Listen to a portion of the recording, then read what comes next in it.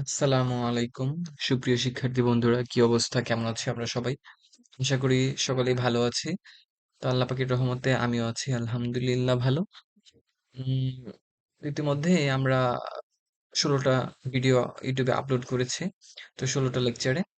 So গত ক্লাসে আমরা এই এই স্লাইডটা পড়েছিলাম যে dependent clause is divided into 3 categories, ৩টা ক্যাটেগরি এবং সাম এক্সাম্পল আমরা পড়েছি। সো আজকে একটা নোট আছে, নোটটা আমরা একটু পড়ি। চলেন আমরা শুরু করে দিই। An adjective can both pre-modify and post-modify a noun, but an adjective phrase or an adjective clause normally post-modifies a noun. একটা adjective can both pre-modify and post-modify a noun. Adjective adjective একটা নাউনকে pre-modify এবং post-modify দুইটাই করতে পারে, উভয়ই করতে পারে। Pre-modify মানে পূর্বে বসে মডিফাই করবে, পোস্ট-মডিফাই মানে পরে বসে মডিফাই করবে, right? But an adjective phrase or an adjective clause normally post-modifies a noun. But কিন্তু an adjective phrase একটা adjective phrase অথবা একটা adjective clause normally post-modifies a noun. একটা নাউনকে পোস্ট-মডিফাই করে, মানে নাউনের পরে বসে মডিফাই করে। ঠিক আছে? আচ্ছা চলেন আমরা আজকে পড়বো adjective clause. But adjective clause পড়ার আগে আমরা যদি আহ, একটা আছে আর কি, ওই নোট আছে, নোটটা আমরা একটু পড়ি। An adjective clause is also known as relative clause because it begins with a relative pronoun. Adjective clause relative clause হিসেবে পরিচিত বিকজ কারণ it begins with a relative pronoun. কারণ হচ্ছে রিলেটিভ, এটা রিলেটিভ প্রোনাউন দিয়ে শুরু হয়। অ্যাডজেক্টিভ ক্লজ রিলেটিভ ক্লজ নামে পরিচিত কেন? কারণ এটা রিলেটিভ প্রোনাউন দিয়ে শুরু হয়। The word or phrase instead of which a relative pronoun is used is called antecedent. যে ওয়ার্ড বা ফ্রেজটা relative instead of which relative pronoun যে শব্দ বা শব্দগুচ্ছের পরিবর্তে বসে, ওটা সাধারণত is used is called antecedent. ওটাকে সাধারণত অ্যান্টিসিডেন্ট বলা হয়। মানে আমরা রিলেটিভ প্রোনাউনটা যে ওয়ার্ড বা ফ্রেজের পরিবর্তে বসাবো, সেই ওয়ার্ড বা ফ্রেজটা হবে antecedent. The the verb after the relative pronoun the verb after the relative pronoun must be settled according to the antecedent. The verb after the relative pronoun relative pronoun এর পরে যে verb ওটা must be settled অবশ্যই বসবে according to the antecedent কি অনুসারে? antecedent অনুসারে। তো the verb after the relative pronoun এর পরে যে ভার্বটা হবে সেটা must be settled according to the antecedent, obviously antecedent এর antecedent অনুসারে বসবে। চলেন adjective clause, an adjective clause can only modify a noun. Adjective clause শুধুমাত্র নাউনকে, নাউন প্রোনাউন ও নাউন ফ্রেজ, নাউন প্রোনাউন অথবা নাউন ফ্রেজকে মডিফাই করতে পারে। And adjective clause can only modify a noun pronoun or noun phrase. ঠিক আছে মাই dear student? ওকে, চলেন তো আমরা এরপরে শুরু করি। এক্সাম্পল,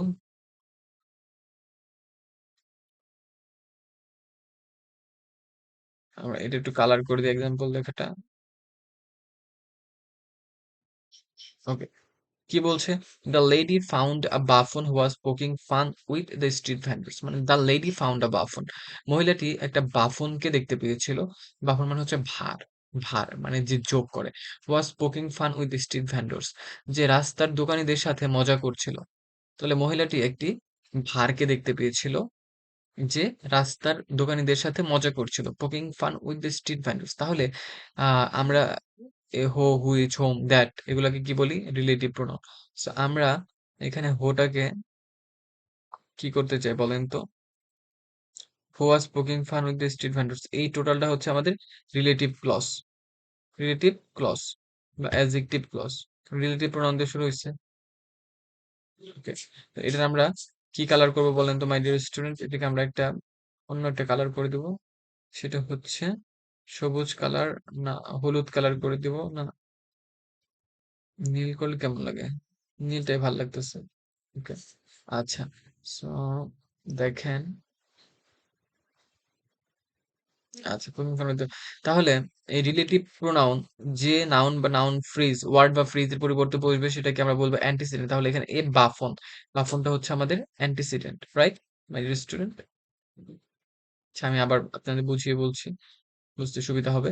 দেখেন, the lady found a buffoon who was poking fun with the street vendors, মানে মহিলাটি একটি ভাঁড় দেখতে পেয়েছিল যে রাস্তার দোকানদের সাথে মজা করছে। তাহলে who was poking fun with the street vendors, relative clause, relative relative pronoun দিয়ে শুরু হওয়া যে ক্লজটা, ওটাকে বলবো রিলেটিভ ক্লজ। এখন এই রিলেটিভ ক্লজটা কি অ্যাডজেক্টিভ ক্লজ না অ্যাডভার্বিয়াল ক্লজ, এটা আমাদের বুঝতে হবে, না নাউন ক্লজ। সো এই রিলেটিভ ক্লজটা যদি নাউন প্রোনাউন বা নাউন ফ্রেজকে মডিফাই করে তাহলে সেটা হবে অ্যাডজেক্টিভ ক্লজ। সো দেখেন এখানে অ্যাকচুয়ালি রিলেটিভ প্রোনাউন দিয়ে শুরু হওয়া ক্লজটাকে বলে ডিসি, ডিপেন্ডেন্ট ক্লজ। কি বলে ভাই? Dependent clause. আমি একটা একটু ভালোভাবে লিখে দিই। DC, DC slash A D J dot C, sorry, J dot C. Okay, so my dear student, লক্ষ্য করেন was poking fun with street vendors, এটা হচ্ছে ডিপেন্ডেন্ট ক্লজ। এখন এই ডিপেন্ডেন্ট ক্লজটা কি?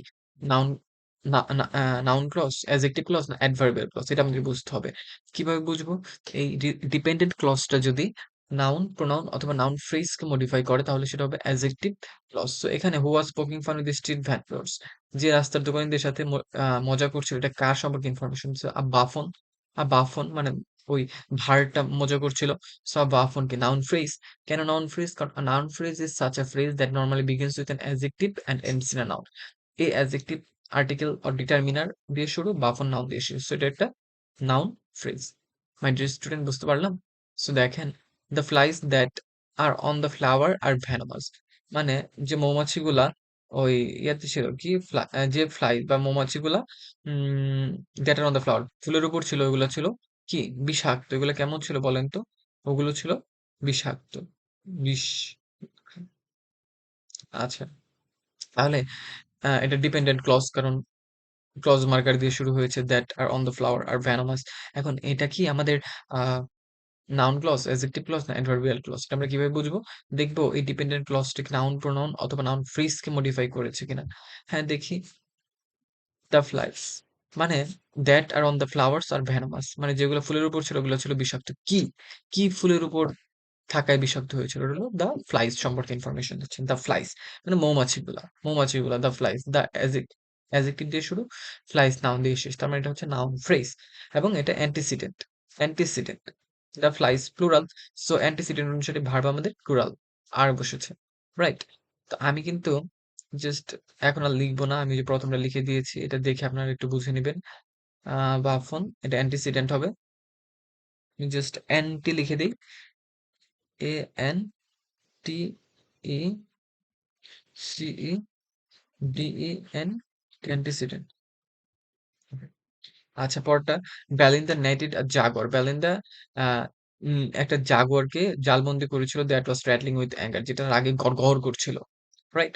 সো তাহলে that was rattling with anger, rattling এটা হচ্ছে ক্লজ মার্কার দিয়ে শুরু।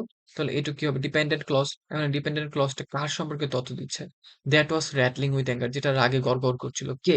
এটা হলো a jaguar, a jaguar noun phrase. So a jaguar সম্পর্কে ইনফরমেশন দেওয়া এই পার্টটা হয়ে যাবে আমাদের নাউন ফ্রেজ সম্পর্কে ইনফরমেশন দেওয়া, এই ডিপেন্ডেন্ট ক্লজটা হবে অ্যাডজেক্টিভ ক্লজ। আর জাগর একটা সিঙ্গুলার ফর্মে আছে, সো ভার্বটা আমাদের সিঙ্গুলার হবে, একটা জাগর singular noun, right? So verb হবে সিঙ্গুলার।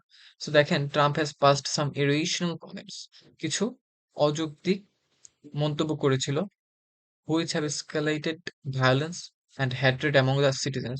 তাহলে হুইচ কি দিয়ে শুরু বলেন? এটা আমাদের ক্লজ মার্কার দিয়ে শুরু, সো এটা হবে আমাদের dependent clause. My dear student, এটা হবে আমাদের ডিপেন্ডেন্ট ক্লজ। এখন এই ডিপেন্ডেন্ট ক্লজটা কি? নাউন ক্লজ, অ্যাডজেক্টিভ ক্লজ না অ্যাডভার্বিয়াল ক্লজ? এটা কিভাবে বুঝবো? দেখবো যে এই ডিপেন্ডেন্ট ক্লজটা কি নাউন প্রোনাউন অথবা নাউন ফ্রেজ সম্পর্কে ইনফরমেশন দিয়েছে কিনা। যদি নাউন প্রোনাউন অথবা নাউন ফ্রেজ সম্পর্কে ইনফরমেশন দেয় তাহলে এটা আমাদের হয়ে যাবে অ্যাডজেক্টিভ ক্লজ। তাহলে হুইচ হ্যাভ এসকালেটেড ভায়োলেন্স, যেটা ভায়োলেন্স ছড়াই দিছিল, অ্যান্ড হ্যাট্রেড ঘৃণা এবং দ্য সিটিজেন্স, যেটা জনগণের মধ্যে বা নাগরিকদের মধ্যে ঘৃণা এবং ক্ষোভের সৃষ্টি করেছিল, রাইট? এখন কোন জিনিসটা এই ক্ষোভের সৃষ্টি করেছিল? সাম ইরেশনাল কমেন্টস, কিছু অযৌক্তিক মন্তব্য, রাইট? সো সাম অ্যাডজেক্টিভ, কিছু কোয়ান্টিফায়ার, কিছু পরিমাণ বোঝাচ্ছে, আর কমেন্টস নাউন। তাহলে অ্যাডজেক্টিভ দিয়ে শুরু, নাউন দিয়ে শেষ, সেটা কি হবে? Noun phrase. সো এই ডিপেন্ডেন্ট ক্লজটা নাউন ফ্রেজ সম্পর্কে ইনফরমেশন দেওয়া, এটা হয়ে যাবে আমাদের অ্যাডজেক্টিভ ক্লজ, নীল কালার করা পার্ট। ইটস আই, এটা আমি, who am responsible for the murder, এটা হয় আমি যে এই হত্যার জন্য দায়ী। Who am responsible for the murder, ঠিক আছে? So who am responsible for the murder, এটা কি দিয়ে শুরু দেখেন তো? এটা হচ্ছে আমাদের রিলেটিভ প্রোনাউন দিয়ে শুরু। সো ক্লজ মার্কার, আচ্ছা এটার স্পেশাল নাম ক্লজ মার্কার দিয়ে শুরু, বিধায় এটা হবে আমাদের ডিপেন্ডেন্ট ক্লজ। কি হবে বলেন তো? এটা হবে আমাদের ডিপেন্ডেন্ট ক্লজ। এখন এই ডিপেন্ডেন্ট ক্লজটা কি adjective clause, adverbial clause, noun clause? এটা কিভাবে বুঝবো? এটা যদি নাউন প্রোনাউন অথবা নাউন ফ্রেজ সম্পর্কে ইনফরমেশন দেয়, এই যে নাউন প্রোনাউন অথবা নাউন ফ্রেজ সম্পর্কে ইনফরমেশন দেয়, নাউন প্রোনাউন অথবা নাউন ফ্রেজ সম্পর্কে ইনফরমেশন দেয়, তাহলে এটা কি হবে? অ্যাডজেক্টিভ ক্লজ হয়ে যাবে। তাহলে এখানে কি আই প্রোনাউন সম্পর্কে ইনফরমেশন দিচ্ছে, বিধায় এটা হয়ে যাবে আমাদের অ্যাডজেক্টিভ ক্লজ। এবং এই আইটাকে আমরা কি বলবো? অ্যান্টিসিডেন্ট, মানে রিলেটিভ প্রোনাউনের ঠিক পূর্বে যে আহ, যে ওয়ার্ড বা ফ্রেজটা বসবে সেটা হবে অ্যান্টিসিডেন্ট। স্পেশাল নাম অ্যান্টিসিডেন্ট, রাইট? আর এই ডিসিটা হয়ে যাবে আমাদের adjective clause. A D J dot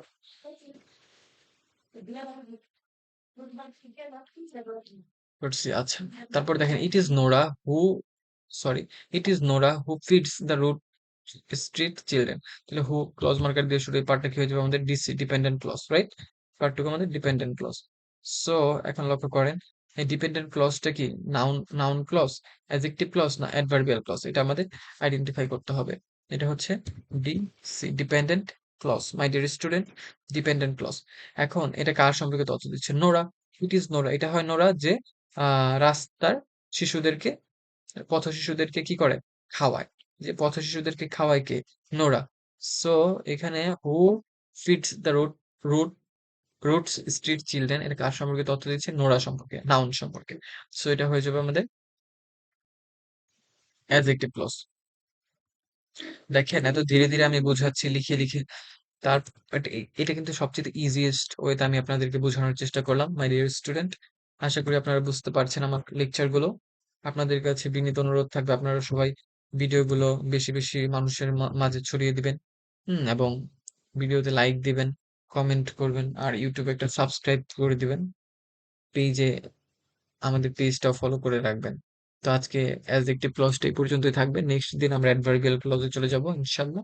সেখানে যদি কোনো প্রবলেম থাকে বা আমার যদি বোঝাতে কোনো ভুল হয়, অবশ্যই আমাকে জানিয়ে